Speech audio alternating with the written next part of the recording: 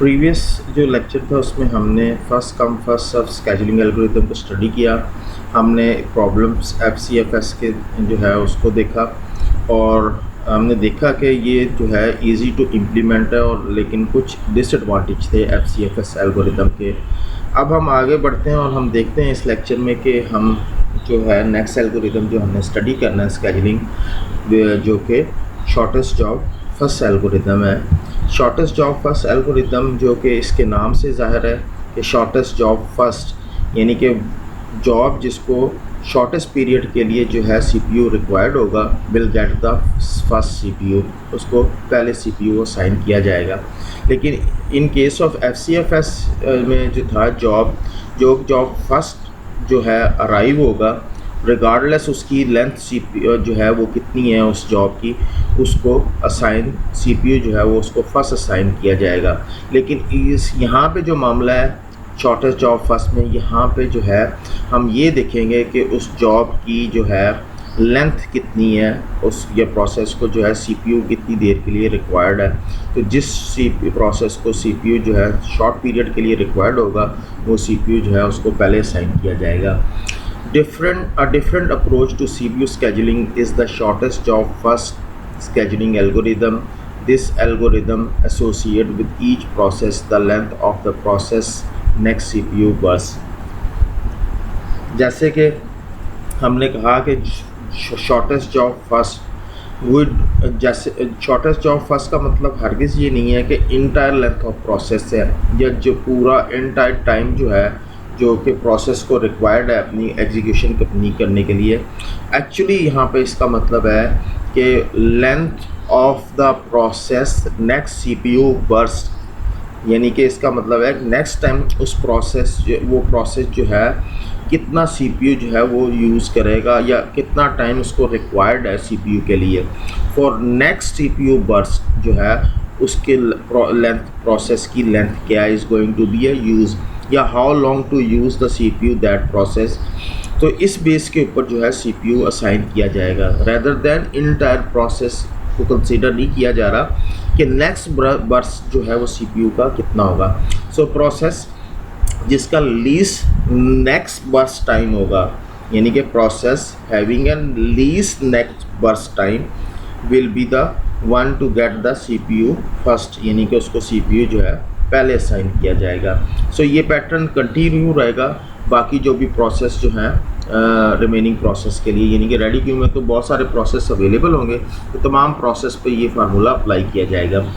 When the CPU is available it is assigned to the process that has the smallest next CPU burst. जैसे कि अभी मैंने बता चुका हूँ कि नेक्स्ट सीपीयू बर्स्ट जो है वो क्या है, स्मॉलेस्ट नेक्स्ट बर्स्ट। लेकिन हमारे जहन में एक क्वेश्चन होगा, अगर दो प्रोसेस जो हैं वो सेम लेंथ के आते हैं तो किसको जो है सीपीयू जो है वो पहले वो हासिल करेगा या किसको सीपीयू पहले असाइन किया जाएगा।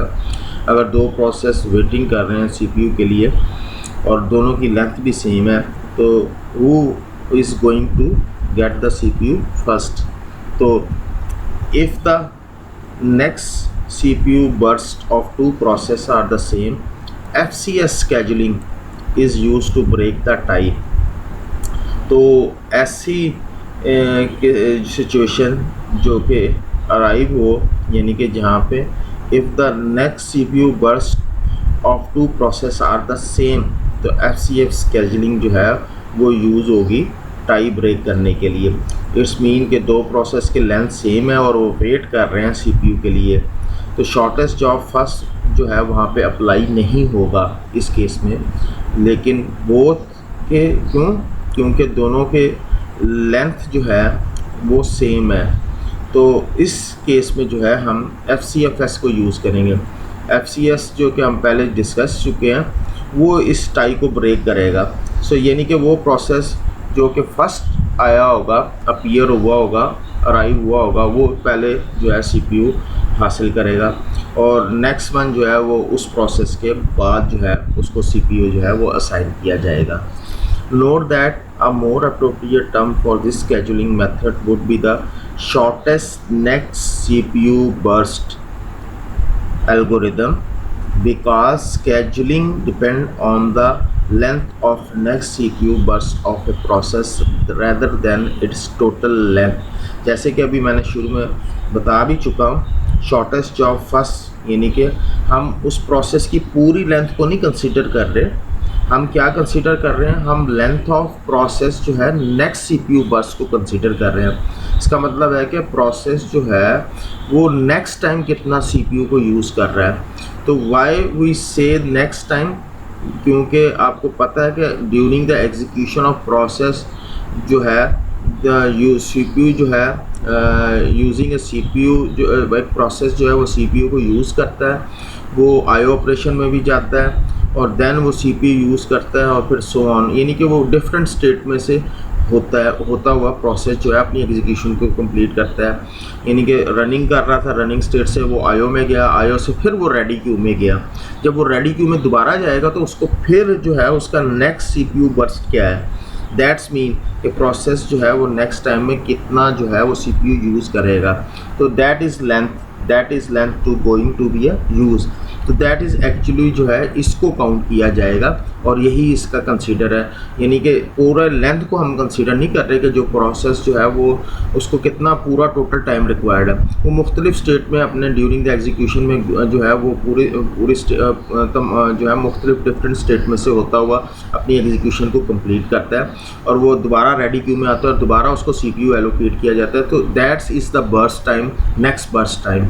तो शॉर्टेस्ट जो होगा, शॉर्टेस्ट नेक्स्ट CPU बर्स्ट जो है, इसको ज़्यादातर जो है मोस्टली लोग या बुक्स जो हैं वो टर्म जो है यूज़ करते हैं। शॉर्टेस्ट नेक्स्ट CPU बर्स्ट जो है that is an other term. एक तो शॉर्टेस्ट जॉब फर्स्ट यूज़ किया जाता है, बट ये भी एक टर्म जो है शॉर्टेस्ट नेक्स्ट CPU बर्स्ट जो है इसको भी यूज़ किया जाता है और कई बुक्स और जो है बुक्स में भी इस टर्म को यूज़ किया जाता है। तो इम्पोर्टेंट थिंग जो है वो हम देखते हैं कि क्या है कि we use the term SCF because most people and text books this term to refer to this type of scheduling. तो ये मोस्टली जो है बुक्स में और लोग जो हैं SCF को जो है ये इस टर्म को भी यूज़ किया जा सकता है। तो दैट इज़ इम्पोर्टेंट कि आगे हम इम्पोर्टेंट थिंग ये है कि SCF algorithm can be either pre-emptive और नॉन प्रीएम्प्टिव। जैसे कि हम पहले ही डिस्कस कर चुके हैं कि प्रीएम्प्टिव और नॉन प्रीएम्प्टिव टेक्निक क्या है और इसका क्या मतलब है।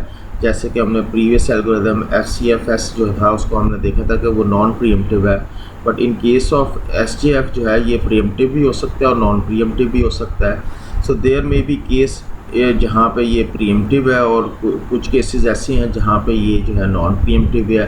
तो इन केस ऑफ अगर वो प्रीएम्प्टिव है इसका मतलब है कि अगर प्रोसेस जो है वो CPU यूज़ कर रहा है और एक दूसरा प्रोसेस जो है जो है कोई दूसरे प्रोसेस जो है उनको CPU जो है वो एलोकेट किया जा सकता है, इस रनिंग प्रोसेस से लेकर दूसरे प्रोसेस को भी असाइन किया जा सकता है। सो दैट इज़ प्रीएम्प्टिव, यानी कि एक प्रोसेस रन कर रहा है तो उसकी रनिंग के दौरान उससे CPU जो है वो लेकर किसी दूसरे प्रोसेस को असाइन किया जाए।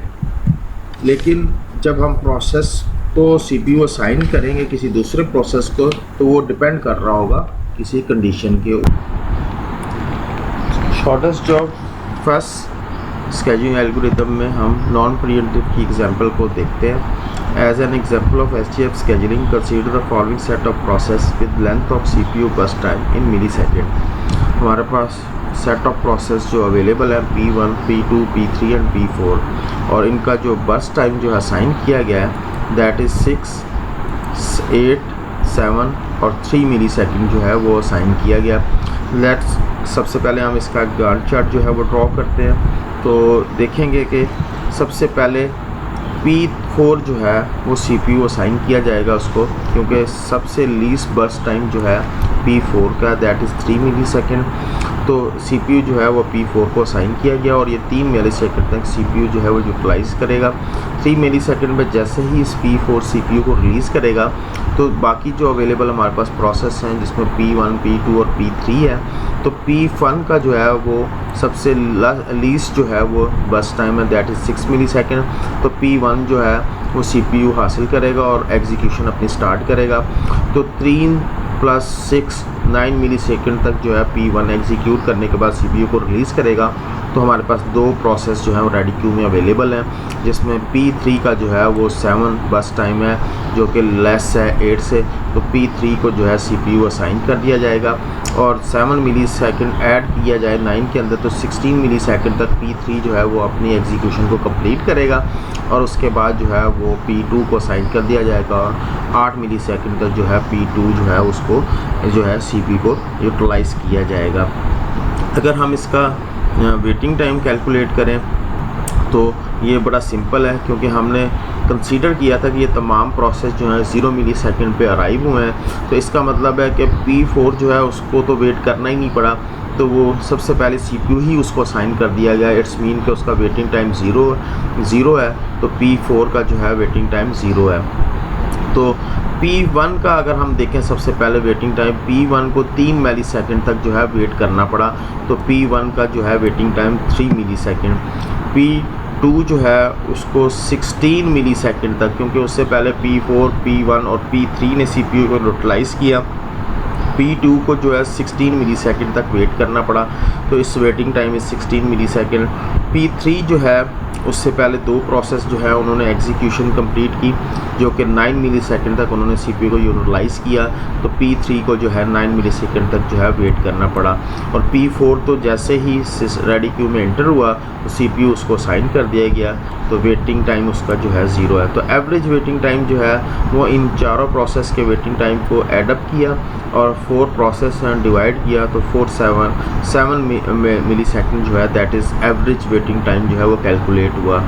अगर हम by comparison if we were using the FCF scheduling algorithm scheduling scheme, the average waiting time would be the 10.25 milliseconds। अगर हम FCF scheduling scheme जो है इम्प्लीमेंट करें, यही सेम सेट ऑफ प्रोसेस हैं और इनका सेम ही बर्स्ट टाइम है, तो देन हम जो हमारा एवरेज वेटिंग टाइम जो कैलकुलेट होगा दैट इज़ 10.25 मिली सेकेंड। तो जैसे कि हम प्रीवियस लेक्चर में स्टडी भी कर चुके हैं FCF स्केजुलिंग एल्गोरिथम में, और हमने वहाँ पे कैलकुलेट भी किया था एवरेज वेटिंग टाइम। यहाँ पे हम इसको कैलकुलेट नहीं करेंगे, क्योंकि ऑलरेडी हम FCFS में स्टडी कर चुके हैं कि कैसे कैलकुलेट करते हैं। तो यहाँ से वाज़े क्लियर है कि SGF जो है वो बेटर है दैन FCF एल्गोरिथम। क्यों? क्योंकि एवरेज वेटिंग टाइम FCF का जो है वो कम है, जो कि 7 मिली सेकेंड है, जबकि इसी सेट ऑफ प्रोसेस के लिए और FCF के लिए जो है 10.25 है। तो यहाँ से ये वाज़े तौर पे हमें नज़र आ रहा है कि SGF जो है वो बेटर है, क्योंकि वो आपको लेसर जो है वो एवरेज जो है टाइम जो है वो आपको प्रोवाइड कर रहा है। सो दैट्स वाई हम जो है CPU जो है वो स्मॉलर प्रोसेस जो है उनको पहले असाइन किया जाता है, ताकि वेटिंग टाइम जो है वो रिड्यूस हो for smaller process instead of हम जो है इंक्रीजिंग और larger process for larger process. तो इसका मतलब है कि जो स्मॉलर प्रोसेस होंगे उनको CPU जो है वो पहले असाइन किया जाए, ताकि वेटिंग टाइम जो है वो रिड्यूस हो। SGF जो है वो बेटर है than FCF। That is example of SGF, जो कि हमने नॉन प्रीएम्प्टिव मैनर थी। इसका मतलब था कि जो प्रोसेस जिसको CPU एलोकेट किया गया है उससे CPU जो है वो हम जो है जब तक उसकी एग्जीक्यूशन कंप्लीट नहीं होगी उससे CPU जो है वो लिया नहीं जाएगा और किसी दूसरे प्रोसेस को असाइन नहीं किया जाएगा। दैट इज़ नॉन प्रीएम्प्टिव, जो कि हमने सीखा कि जब एक प्रोसेस एग्जीक्यूट हो रहा है नो अदर प्रोसेस जो है वो उसको डिस्टर्ब नहीं करेगा अनलेस के अनटिल जब तक कि उसकी एग्जीक्यूशन कंप्लीट ना हो जाए। अब हम नेक्स्ट जो है हमारे पास एग्जांपल जो है दैट इज़ प्रीएम्प्टिव एग्जांपल जो है प्रीएम्प्टिव एग्जांपल को हम देखते हैं। As an example consider the following 4 process with the length of CPU burst given in the millisecond if the process arrive at the ready queue at the time shown. जी, ये हमारे पास जो है प्रोसेस सेट ऑफ प्रोसेस है जो कि arrive हो रहे हैं रेडी क्यू के अंदर एट डिफरेंट टाइम पे। तो ये प्रीएम्प्टिव नेचर है। प्रीएम्प्टिव नेचर का मतलब कि एक प्रोसेस रनिंग हो रहा है रन कर रहा है तो CPU जो है उससे जो है CPU is taken away from that process but based on the some condition, यानी कि एक रनिंग प्रोसेस से आप CPU जो है वो लेकर किसी दूसरे प्रोसेस को असाइन करते हैं, लेकिन कंडीशन पर डिपेंड कर रहा है। So it is pre-emptive in nature.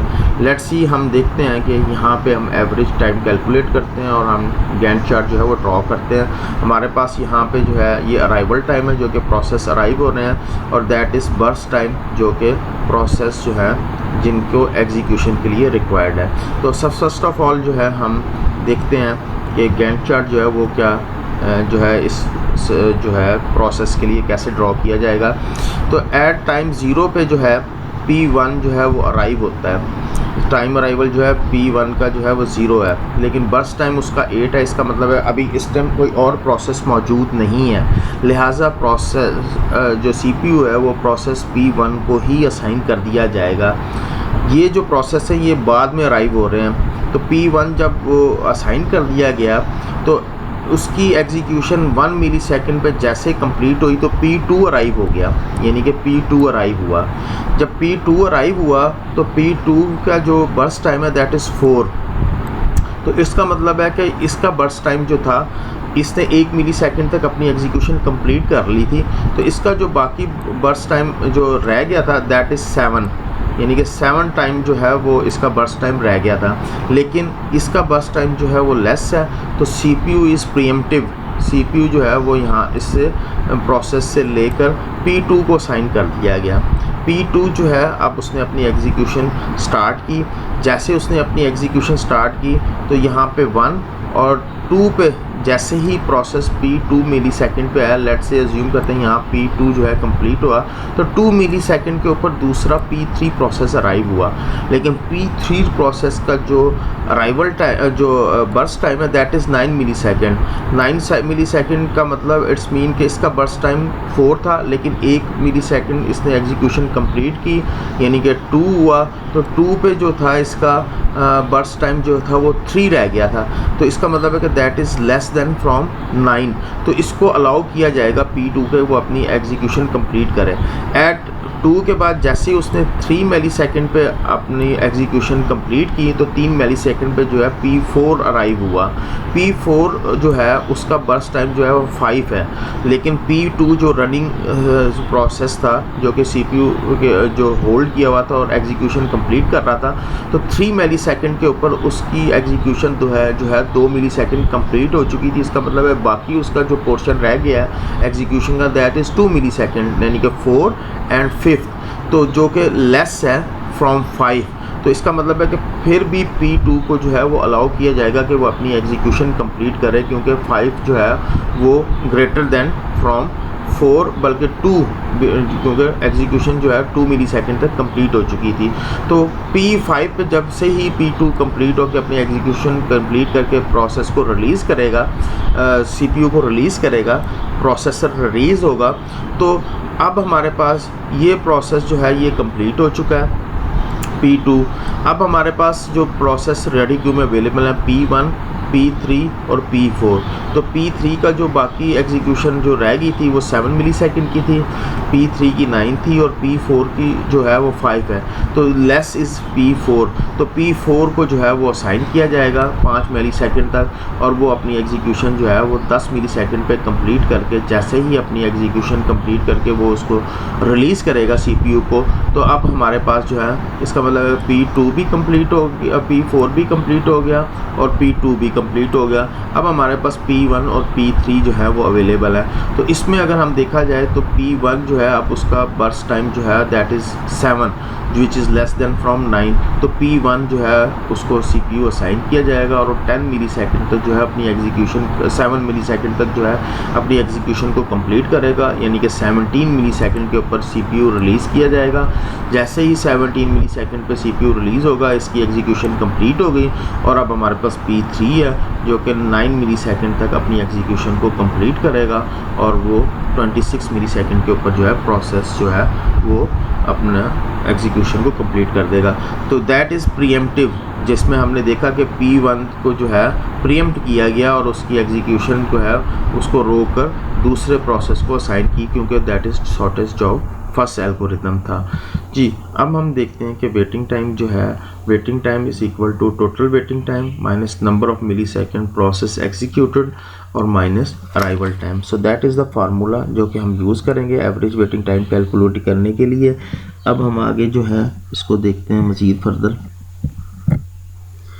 Previous example जो थी वो बहुत इजी थी, जिसमें हमने एवरेज वेटिंग टाइम कैलकुलेट किया, क्योंकि नॉन प्रीएम्प्टिव था। तमाम प्रोसेस जो थे वो सेम टाइम पे अराइव हो रहे थे और वो नॉन प्रीएम्प्टिव नेचर में थे, तो उनका हमने गैंट चार्ट के ऊपर जो है उस वहाँ से वैल्यूज़ देख के हमने नोट की और एवरेज वेटिंग टाइम जो है वो हमने कैलकुलेट कर लिया हर प्रोसेस का वेटिंग टाइम और एवरेज वेटिंग टाइम को कैलकुलेट किया। बट इस केस में नॉन प्रीएम्प्टिव में जो है वो जो है कैलकुलेशन वो ऐसे नहीं होगी जैसे कि नॉन प्रीएम्प्टिव में हमने की। तो यहाँ पे एक स्पेसिफिक वे है जो कि हम एवरेज वेटिंग टाइम को कैलकुलेट करेंगे, जो कि फार्मूला भी हमने देखा कि फार्मूला जो है वो waiting time is equal to total waiting time minus number of millisecond and minus arrival time. तो हम देखते हैं कि ये कैसे वर्क करता है। इस फार्मूले को हम इम्प्लीमेंट करते हैं। वेटिंग टाइम फॉर P1 के लिए जो वेटिंग टाइम है, तो उसमें हमने टोटल वेटिंग टाइम जो है P1 का वो हम देखेंगे। तो टोटल वेटिंग टाइम जो है P1 का दैट इज़ 10। यहाँ अगर हम गैंट चार्ट के ऊपर देखें तो दैट इज़ 10। तो 10 और number of millisecond executed process, तो इस प्रीएम्पशन की वजह से जो है P1 जो है वो पहले 1 मिली सेकेंड तक जो है वो यहाँ पे एग्जीक्यूट हो चुका है। सो 1 मिली सेकेंड जो है इसका एग्जीक्यूशन टाइम है। अराइवल टाइम जो था वो 0 पे था, तो लिहाजा इसका टोटल जो वेटिंग टाइम कैलकुलेट हुआ 9 मिली सेकेंड। अब हम P2 को देखते हैं। P2 जो है इसका टोटल वेटिंग टाइम जो है वो अगर हम चार्ट में देखें P2 का, तो दैट इज़ 1 और पहले ये इसकी कोई एग्जीक्यूशन नहीं हुई, तो दैट्स वाई के 0 और जो अराइवल टाइम था इसका दैट इज़ 1। तो 1 माइनस 1 इट्स मीन के 0। बेसिकली P2 को वेट करना ही नहीं पड़ा। क्यों वेट नहीं करना पड़ा? क्योंकि जैसे ही P2 अराइव हुआ तो P1 से जो है वो CPU जो है वो प्रीएम्प्ट किया गया और CPU जो है वो P2 को असाइन कर दिया गया। इट्स मीन कि गैंट चार्ट में जैसे आपको नज़र आ रहा है कि बेसिकली अगर हम क्लोजली देखा जाए तो P2 को वेट करना ही नहीं पड़ा। P2 को जो है CPU फ़ौरन असाइन कर दिया गया because that is pre-emptive in nature.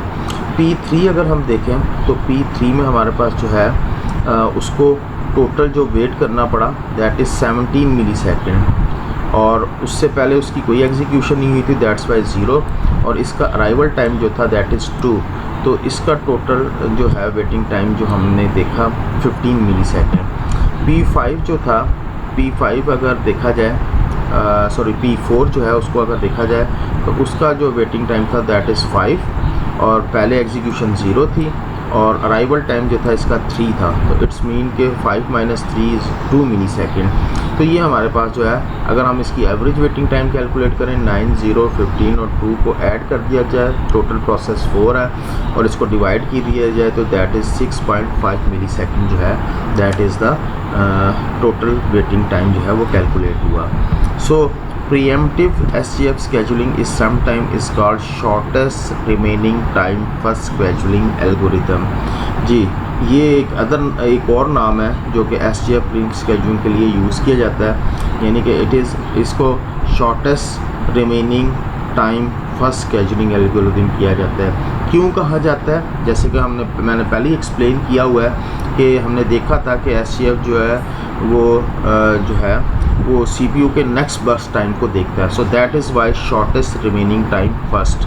तो SGF जो है वो दैट इज़ बेटर और इसके कुछ डिसएडवांटेज भी हैं। हम देखते हैं कि इसके डिसएडवांटेजेस क्या हैं। तो first of all difficulties with the SGF जो है एल्गोरिथम वो क्या है? सबसे पहले the real difficulty with SGF algorithm is knowing the length of next CPU burst. SJF scheduling is used frequently in long term scheduling.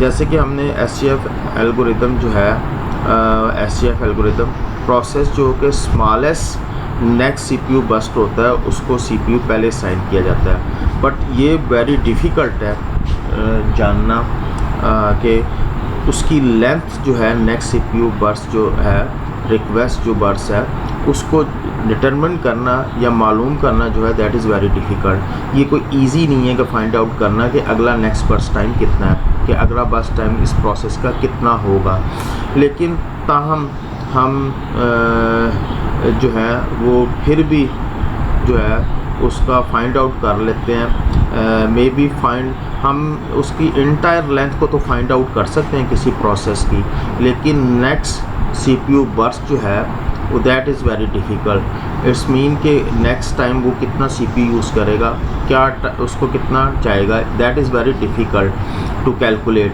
तो that is particular value although SJ algorithm is optimal, it cannot be implemented at the level of short term CPU scheduling. ये एक optimal algorithm है जैसे कि हमने देखा, और but difficult to implement है at the level of short term CPU scheduling. That is why it is difficult to know the length of the next CPU, इसीलिए ये जो है डिफ़िकल्ट है। लॉन्ग टर्म के लिए जो है दैट इज़ वेरी गुड।